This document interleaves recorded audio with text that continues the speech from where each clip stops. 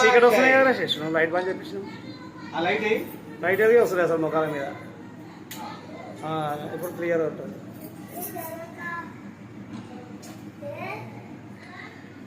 సైడ్కి రైట్ అన్న